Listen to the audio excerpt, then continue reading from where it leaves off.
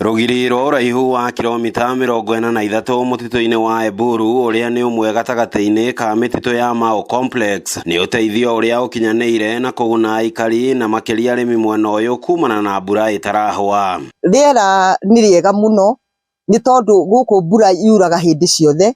Mbura ni nyingi guku kuma riria twekirirwo wa eyo miti ni yamerire, miti ya mithemba yothe forest iyo, na ni tuonaga miti iyo niwe tumaga riera ritu rikorwo ri riega tondu ona mirimu mingi guku gutikoragwo. Miti na hiyo miti huwa inavuta mvua, inavutia mvua.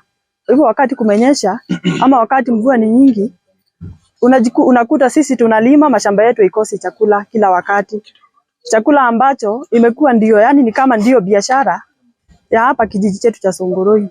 Thina wa mai ta kuria ri mai mau mahotaga gukinya maria marutitwo ku forest kana guku njura-iri, andu acio ni manyua mai mau matheru maumite forest ni tondu ni kuri na ithima cia mai ku thiini. Rugiri ruru kuma kuri ruhonge rutari rwa githirikari rwa Rhino Walk rugithiururuka kilomita 43 na kunyihia haranio cia andu na nyamu cia githaka guku gendi ukigacira mutito-ini uyu. Hapa climate iko sawa juu ya Eburu Forest.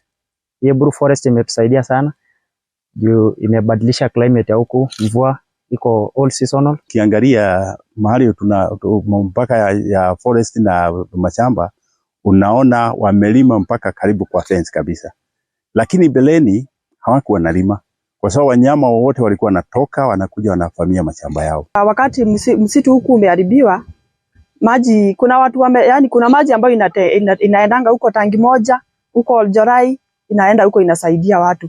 Lakini unajua msitu ukiwa umeharibiwa kwa sasa hawezi pata ile maji safi. Thegia na urimi wa mimera, ikundi cia atumia kuma matura ma Oljorai o guku Girigiri ni nyitanite na kwambika tabarira ya urimi wa njuki iria maugite nicio kihumo kinene gia utonga wao. Mari na itanya ria kumagaria uki wao wa kimerera nja wa gicigo kia Girigiri. Nimepata mzinga 50, anataka kufanya kazi ya nini nimeleta hapo.